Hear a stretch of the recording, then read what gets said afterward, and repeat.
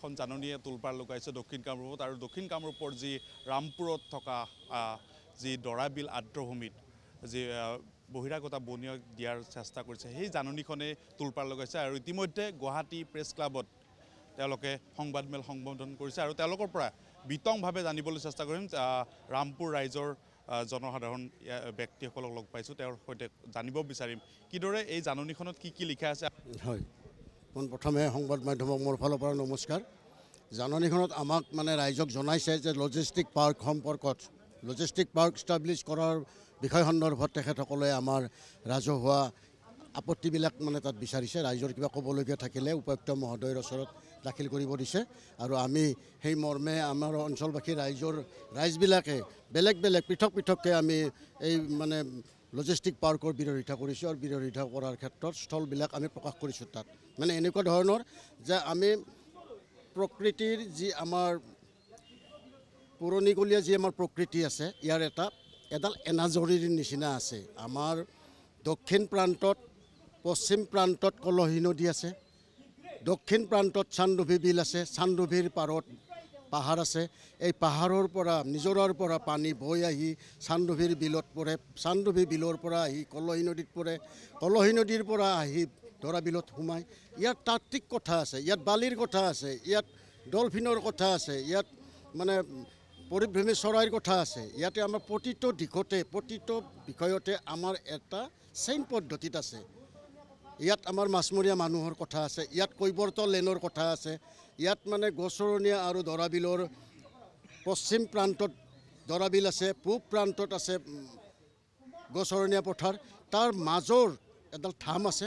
এই ধামৰ বিপৰীত পক্ষত এখেতসকলে যি 150 বিঘা মাটি লজিষ্টিক পাৰ্কৰ কাৰণে তেখেতসকলে আবণ্টন দিব বিচাৰিছে বা ষ্টাব্লিছ কৰিব বিচাৰিছে।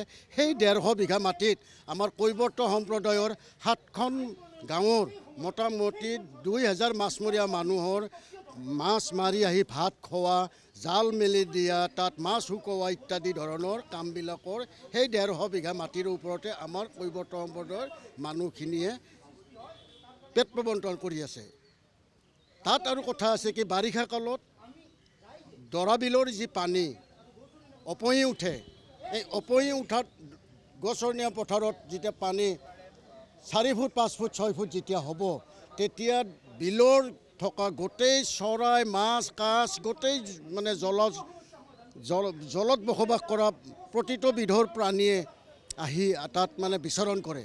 বিচৰণ কৰিলে মাছৰ গ্ৰথটো বাঢ়ে আৰু এই মাছটো গৈ পেলাই আমাৰ কলহী নদী আৰু বিলৰ যি সংযোগস্থলী আছে তাত ডলফিনৰ খাদ্যৰ যোগান ধৰি আছে দৰাবিলে। গতিকে আমি সংবাদ মাধ্যমৰ জৰিয়তে আমি চৰকাৰক আমি অনুৰোধ কৰিব বিচাৰিম যে আমাক কোম্পানী নালাগে, তেখেতসকলে যদি পাৰে আমাৰ বিলৰ খনন কাৰ্য কৰাই দিয়ক, বিল খান্দি পেলাই আমাৰ 7খন গাঁৱৰ মাছমৰীয়া মানুহৰ পেটত ভাত দিয়াৰ ব্যৱস্থা কৰক।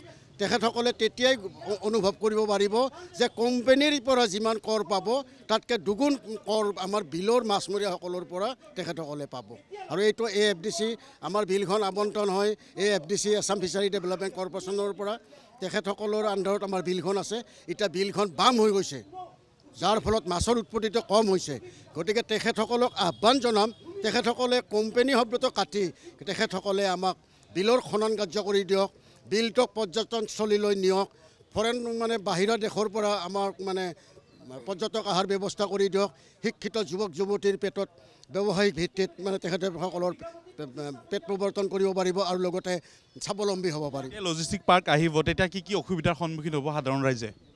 লজিষ্টিক পাৰ্ক যেতিয়া আহিব আমাৰ পোনপ্ৰথমে আমাৰ গৰু মাছৰ পলিউশ্যন হ'ব।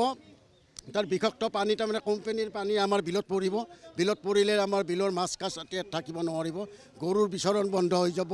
গতিকে কোম্পানী বুলিলে আপোনালোকৰ মাধ্যমৰ সন্মানীয় ব্যক্তিসকলেও আপোনালোকে গম পায় যে আমাৰ তাত ওচৰতে বিটিনা কোম্পানী আছে, একমি আছে, ITC আছে।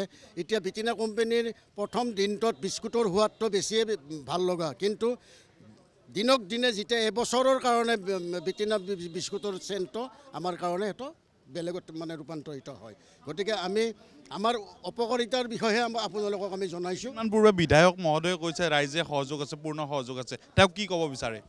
বিধায়ক মহোদয়ে কেইজনমান চামচাগিৰি কৰা মানুহক লগত লৈ কমেণ্ট লৈ তাত মানে লজিষ্টিক পাৱাৰ হোৱাৰ কথা কৈছে, কিন্তু তেখেতে বৰ্তমান আমাৰ ৰাজহুৱাভাৱে পাব্লিক হিয়াৰিং লোৱা নাই। তেখেতে আগতে পাব্লিক হিয়াৰিং ল'ব লাগিছিলে। তেখেতৰ নেতৃত্বত আমাৰ মানে পাব্লিকৰ মাজত এটা সভা হ'ব লাগিছিলে, আৰু সেই সভাখনত তেখেতে আমাক ৰাইজক জনাব লাগিছিলে যে ইয়াত আমি এটা এনেকুৱা ধৰণৰ বস্তু এটা লজিষ্টিক পাৰ্ক এখন বনাব বিচাৰিছোঁ, এই ক্ষেত্ৰত আপোনালোকৰ কিবা ক'বলগীয়া আছে নেকি? আৰু আমি গাঁৱলীয়া মানুহ, আমি গাঁও সভাৰ মানুহ, আৰু প্ৰতিটো দিশতে কোম্পানী হ'বলৈ হ'লে গাঁও সভাৰ প্ৰয়োজন।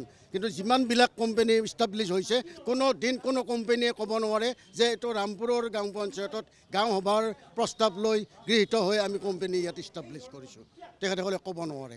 আৰু বিধায়ক মহোদয়ক অনুৰোধ জনাম যে তেখেতে আৰু আমাৰ এনে ৰাইজৰ পৰা মানে অনুমতি লৈ এনেকুৱা ধৰণৰ কাম কৰা বুলি যাতে তেখেতে বেলেগৰ সংবাদ মাধ্যমৰ আগত এনেকুৱা ধৰণৰ মন্তব্যৰ পৰা বিৰত থাকক বুলি তেখেতক মই আহ্বান জনাইছোঁ। আপোনাৰ ওচৰলৈ আহিছোঁ। লজিষ্টিক পাৰ্ক হ'ব বুলি জাননী এখন দিছে, কি ক'ব খোজে আৰু কি কি অসুবিধাৰ সন্মুখীন হ'ব তাৰ ৰাইজ? লজিষ্টিক পাৰ্ক সম্পৰ্কীয় কথাখিনি আমি আমাৰ গৌচৰণীয়া পথাৰৰ পূব প্ৰান্তত আমি পৰম্পৰাগতভাৱে আজি শতবৰ্ষ আগৰেই পৰা মহখলি সুঁৱৰি উৎসৱ বুলি এটা আমি উৎসৱ পালন কৰি আহিছোঁ।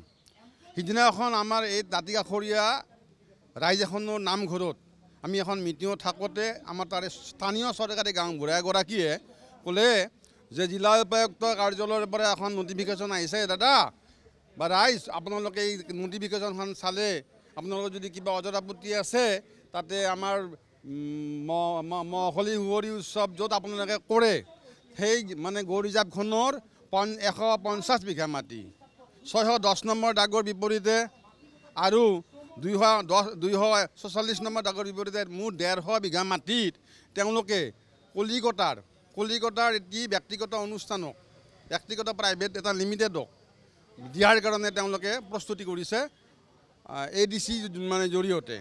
এই কথাখিনি শুনাৰ লগে লগে আমি ৰাইজে দুখ প্ৰকাশ কৰিছোঁ আৰু ইয়াৰে সম্পূৰ্ণ বিৰোধিতা কৰিছোঁ। কিয় যে আমি সেই গৌ ৰিজাৰ্ভখন আমাৰ বিলডৰা আৰ্দ্ৰভূমিৰ লগত সংলগ্ন এটা এৰিয়া য'ত 1000তকৈ বেছি বিঘা মাটি তাত আছে, আৰু সেই ঠাইখিনিত আমি মৎস্যজীৱী মানুহখিনিয়ে জীৱন নিৰ্বাহ কৰি আছোঁ।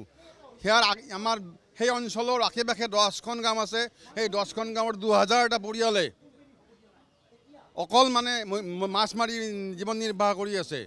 তাৰোপৰি আমাৰ যিখিনি আমাৰ শ্ৰমিক, আমাৰ সজাগ খেতিয়ক, সেই খেতিয়কখিনিৰ মানুহখিনি পশুধনখিনি সেই ৰিজাৰ্ভখনত এৰি দিয়ে, আৰু ৰিজাৰ্ভখনৰ প্ৰাকৃতিকভাৱে উৎপন্ন হোৱা গছ গছনি খাই তেওঁলোকে জীয়াই আছে।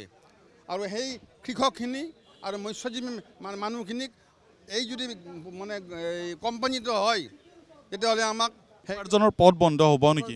উপাৰ্জন সম্পূৰ্ণ বন্ধ হ'ব। আমি উশাহ নিশাহ ক'ত ল'ম? যিখিনি ওচৰে পাঁজৰে আমি গাঁও আছোঁ, ৰাইজ আছোঁ, খুব জনবসতি ঘন এক ঠেক পৰিসীমাৰ ভিতৰত আমি মানে বসবাস কৰি জীৱন নিৰ্বাহ কৰি আছোঁ। 1 বিঘা মাটিত 10-12টা পৰিয়ালে আমি বসতি কৰি আছোঁ। আমি খাটি খোৱা মানুহ, আমি মৎস্যজীৱী মানুহ, আমি কৃষক। এই ঠাইখিনি যদি সেই বহিৰাগত কলিকতাৰ সেই অনুষ্ঠানটোক, সেই প্ৰাইভেট লিমিটেডক যদি গতাই দিয়ে, তেতিয়াহ'লে আমি ৰাইজৰ ওপৰত এটা ডাঙৰ অত্যাচাৰ কৰা হ'ব, আৰু সাতামবৰ্ষীয় আমাৰ এটা সম্পদ বিনষ্ট হ'ব। যাৰ কাৰণে আমি এটা সুন্দৰভাৱে আমি আহি মুকলি ঠাইখনত আহি আমি উশাহ নিশাহ ল'ব নোৱাৰিম, আমি উৎসৱ উদ্দীপনা কৰিব নোৱাৰিম। তাত আমাৰ বছৰে বছৰে মেজিৰ যিটো ব্যৱস্থা, মাঘ বিহুৰ যিটো ব্যৱস্থা, কেইবাখনো ৰাইজে মুকলি আকাশৰ তলত মেজি বনোৱাৰ ব্যৱস্থা কৰে, ভোগালী বিহু উদযাপন কৰাৰ ব্যৱস্থা কৰে, সুঁৱৰি উৎসৱ পালন কৰাৰ ব্যৱস্থা কৰে, আমাৰ দৰাবিল মহোৎসৱ পালন কৰাৰ ব্যৱস্থা কৰে। এই গোটেইসমূহ সংস্কৃতি আমাৰ বন্ধ হৈ যাব। কি বিচাৰিছে আপোনালোকে? আমি বিচাৰিছোঁ এইটো, আমাৰ সমগ্ৰ জনসাধাৰণৰ স্বাৰ্থত ৰাইজে বিচাৰিছে যে আমাক কোনো কলিকতীয়াৰ লজিষ্টিক বা ব্যক্তিগত আমাক সেই কোম্পানীৰ নালাগে। আমি সেই 150 বিঘা মাটি আমি দিব নোৱাৰোঁ। এইটো চৰকাৰে সম্পূৰ্ণৰূপে বাতিল কৰিব লাগে, আৰু চৰকাৰে গৌ ৰিজাৰ্ভখন যেনেকৈ আছে তেনেকৈ ৰখাৰ ব্যৱস্থা কৰক। আৰু যিটো আমাৰ দৰাবিল যদি পাৰে, দৰাবিলৰ চাৰিওফালৰ মাটি ডিমাৰ্কেশ্যন কৰি বেদখলমুক্ত কৰি দৰাবিলৰ উন্নয়নৰ কাৰণে তেওঁলোকে ব্যৱস্থা আঁচনি গ্ৰহণ কৰক, আৰু মৎস্যজীৱী মানুহখিনিৰ উপকাৰ কৰক। আমি এইটো বিচাৰিছোঁ। ধন্যবাদ।